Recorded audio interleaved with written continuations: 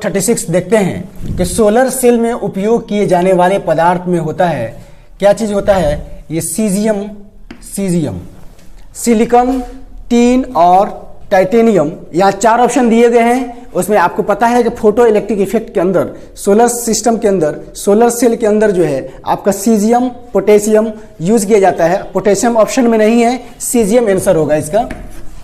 Question number 37, calcium fluoride की संरचना में धनायन तथा ऋणायन का कोऑर्डिनेशन नंबर क्या होगा?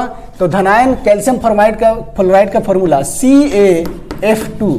इसमें कोऑर्डिनेशन नंबर क्या होगा?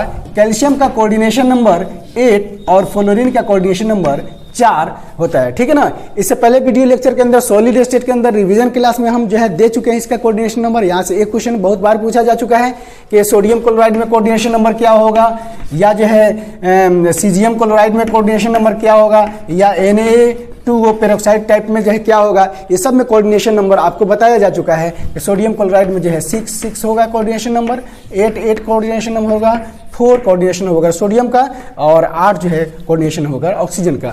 ठीक है ना। यहाँ से इसको याद कर लीजिए।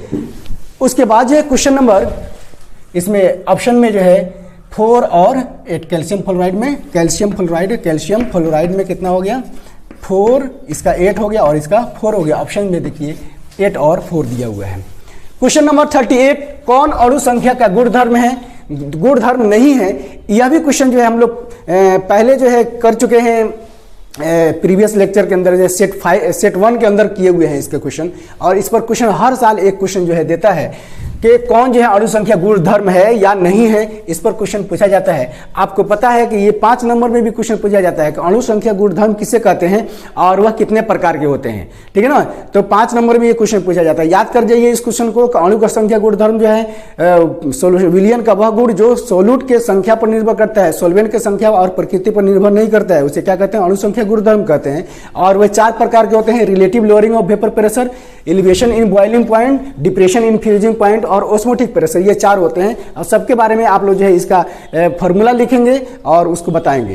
ठीक है ना। 5 नंबर पूरे हो जाएंगे। अब यहाँ से पूछ रहा है कि कौन नहीं है, तो प्रासंगिक दाब जो है, प्रासंगिक दाब ये है, क्वथनांक का उन्नयन यानी कि एलिवेशन इन बॉइलिंग पॉइंट ये भी है, वाष्प दाब ये भी है, और वाष्प दाब वेपर प्रेशर, और हिमांक का अवनमन, तो सॉरी वाष्प दाब, हिमांक का अवनमन, डिप्रेशन इन फ्रीजिंग पॉइंट ये भी है, और क्वथनांक का उन्नयन ये भी है।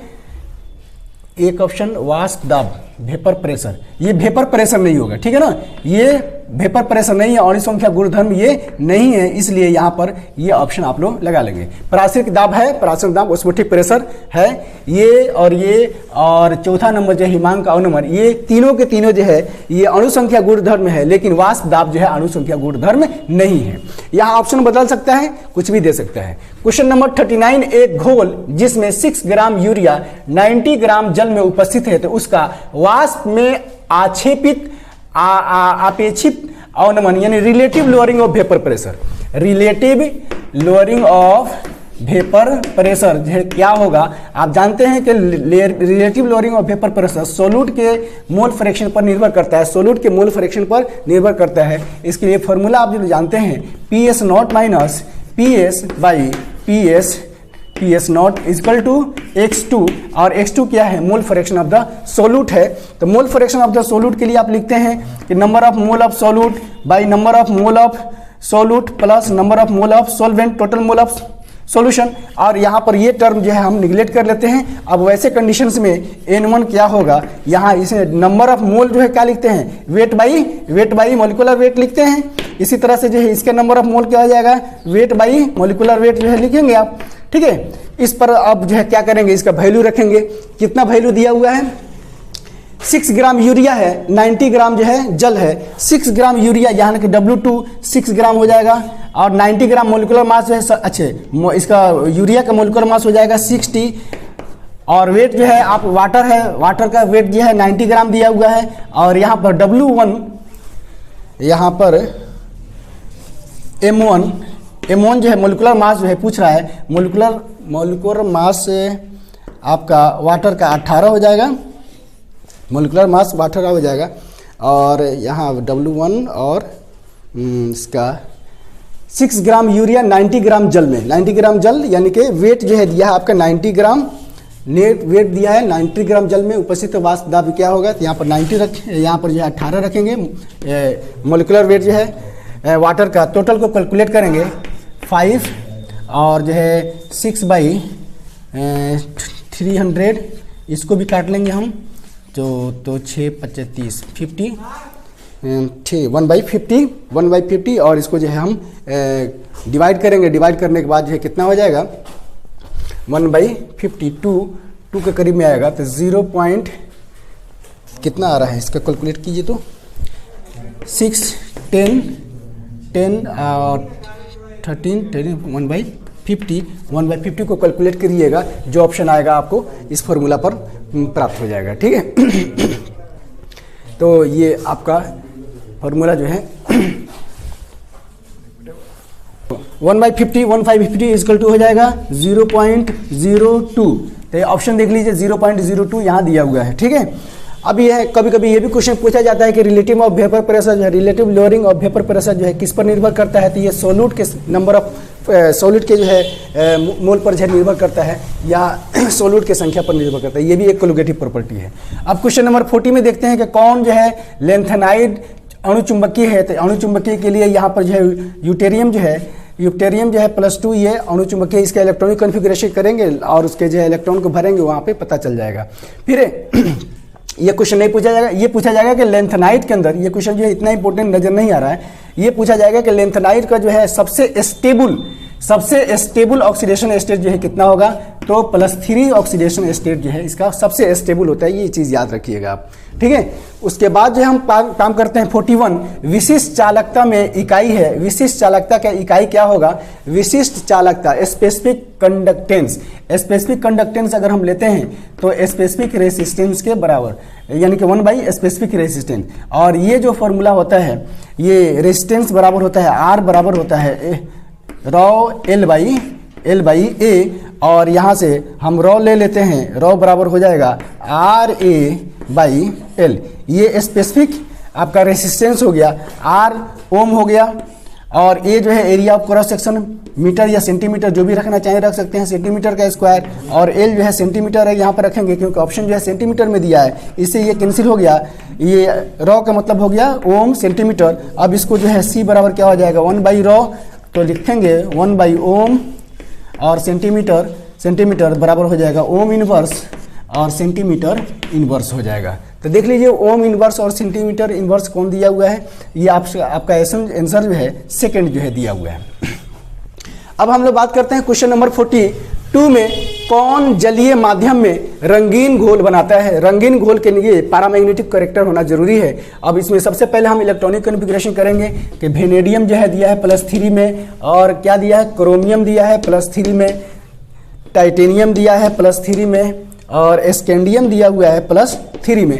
वेनेडियम के लिए जो है वेनेडियम ये स्कैंडियम और उसके बाद जो वेनेडियम, स्कैंडियम, टाइटेनियम, वेनेडियम 23 हो गया, 23 टोटल जो है ये 3D 4s2, और क्रोमियम 24 3D 5 4s2 4s1, और टाइटेनियम जो है 22, एटॉमिक नंबर 22 होता है, 3D 2 4s2, और स्कैंडियम 21 हो गया, 3D 1 4s2।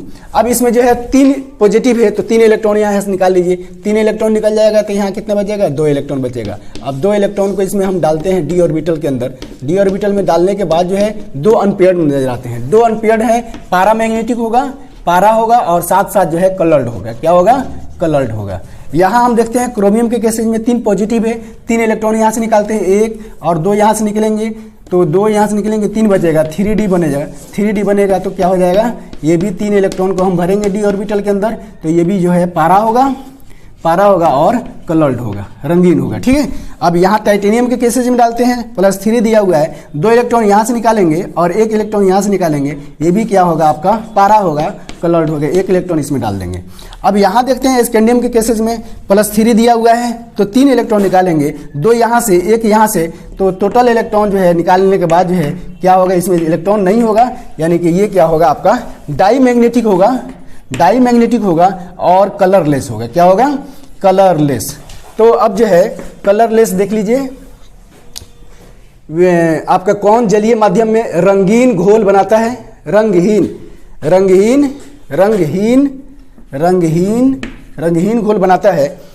रंगहीन जलीय माध्यम में रंगीन, यहाँ पर सब सारे के सारे जो है कलर्ड हो रहे हैं, सारे के सारे कलर्ड हो रहे हैं। एक ही जो है ऑप्शन है स्कैंडियम +3, ये जो है कलरलेस हो रहा है।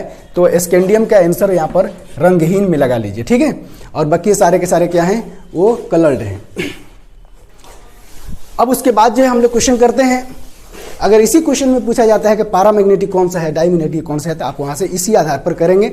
सबसे पहले उसका इलेक्ट्रॉनिक कॉन्फ़िगरेशन लिखेंगे, लास्ट इलेक्ट्रॉन से हम क्या करेंगे, जितना पॉजिटिव चार्ज दिया होगा उसको हम घटाएंगे और देखेंगे डी ऑर्बिटल में पेयर्ड इलेक्ट्रॉन बच रहा है या अनपेयर्ड बच रहा है। अब आइए क्वेश्चन नंबर 43 के बारे में डिस्कस करते हैं।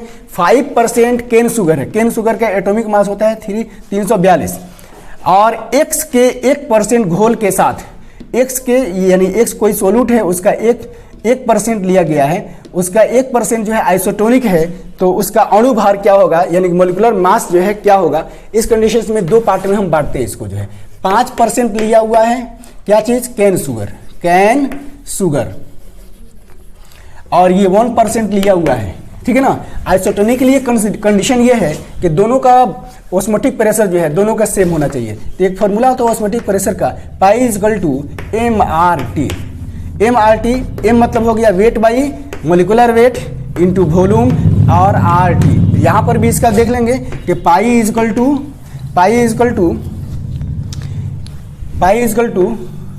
MRT क्या होगा? MRT।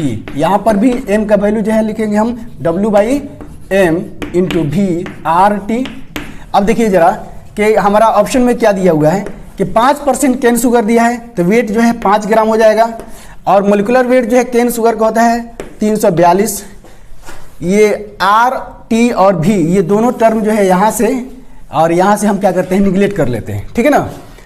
और यहाँ देखिएगा 1% दिया है, यानी कि 1 ग्राम हो गया, 1 ग्राम हो गया, और मोलिकुलर मास जो है इसका क्या होगा ये पता नहीं है, और ये टर्म इस टर्म को इस टर्म के साथ हम कैंसिल कर देते हैं। आपका लास्ट का ये बना, और ये पाई = ये बना। अब ऑस्मोटिक प्रेशर यानी कि दोनों का जब सेम हो तो आइसोटोनिक होगा, यानी कि आइसोटोनिक सॉल्यूशन वो सॉल्यूशन कहलाता है जिसके दोनों यानी कि दो सॉल्यूशन का जो है ऑस्मोटिक प्रेशर अगर सेम है, यानी कि ये और ये जो है दोनों क्या है, सेम है, तो आपको क्या मिलेंगे, आइसोटोनिक सॉल्यूशन मिलेंगे। अब इन दोनों को बराबर कर लीजिए। यह क्वेश्चन कई बार एग्जाम के अंदर जो है पूछा जा चुका है, कंपटीशन में भी पूछा गया है। अब यहाँ से ये टर्म आपको निकालना है, तो निकालने के लिए क्या करेंगे, निकालने के लिए ये 5m = 342 और m = जो है हो जाएगा 342/5। इसको डिवाइड करेंगे, डिवाइड करने के बाद जो है 5 30 और 40 और 5 20 68.4 जरा देखिए तो कहाँ है, 68.4। ये थर्ड ऑप्शन जो है आपका सही है। यह क्वेश्चन कई बार पूछा जा चुका है, इसलिए आइसोटोनिक सॉल्यूशंस में पाई = CR2, पाई = CRT या MRT जो है, MRT इस फार्मूला पर रखेंगे, रखने के बाद जो है हमको जो निकालना है वो निकाल सकते हैं यहाँ से। अब उसके बाद जो है क्वेश्चन नंबर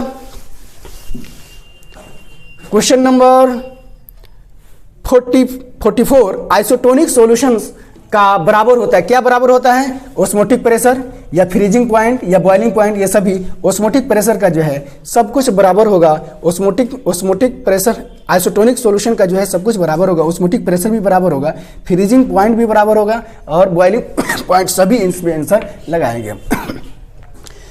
अब उसके बाद जो है 45 जो है दिया हुआ क्वेश्चन नंबर 45, बहुत अच्छा क्वेश्चन है ये। 45 में दिया है barium nitrate BaNO3 whole twice. ये स्ट्रॉन्ग इलेक्ट्रोलाइट है, बेरियम +2 में टूटेगा, अब प्लस जो है नाइट्रो NO3 माइनस 2NO3 ठीक है। अब यहाँ पर जरा हम देखते हैं कि नंबर ऑफ पार्टिकल्स जो है यहाँ पर कितना है, 1 है। यहाँ पर नंबर ऑफ पार्टिकल्स 1 है, यहाँ पर पार्टिकल्स 1 हो गया और यहाँ पर पार्टिकल्स 2 हो गया। टोटल जो है कितना हो गया, 3 पार्टिकल्स हो गया। 3 पार्टिकल्स यानी कि जब सॉल्यूशन में डालेंगे तो ये 3 पार्टिकल्स देगा। और कोलिगेटिव प्रॉपर्टी है, पार्टिकल्स पर निर्भर करता है। यहाँ क्वेश्चन दिया हुआ है 0.1 m बेरियम नाइट्रेट जो है घोल का वांट ऑफ गुणांक जो है, वांट ऑफ फैक्टर दिया है 2.74, तो विघटन का स्तर क्या होगा, dissociation, degree of dissociation alpha जो है क्या होगा। इसके लिए फार्मूला जो है i-1 और n-1, ये फार्मूला याद रखिए। i जो है दिया हुआ है आपका 2.74 -1 और n जो है यहाँ से हम निकालते हैं, नंबर ऑफ पार्टिकल जो है 3 मिल रहे हैं, 3 - 1। अब जो है 2.74 में से अगर 1 को घटाएंगे कितना हो जाएगा, 1 घटाने के बाद 1.74 और नीचे में क्या हो जाएगा, 3 में से 1 घटाएंगे तो हो जाएगा 2। इसको डिवाइड करेंगे, डिवाइड करने के बाद जो है जो आपका आंसर बनेगा वो तकरीबन वो आएगा 8.70 आएगा और इसको परसेंटेज में जब बदलेंगे तो हो जाएगा 87% जो है। यहाँ से आप ऑप्शन थर्ड जो है, सेकंड जो है आप लगा लीजिए, ठीक है। अब यहाँ से हम लोग बात करते हैं नेक्स्ट क्वेश्चन, आगे वीडियो में नेक्स्ट इसको जो है आप रिमाइंड कर लीजिए।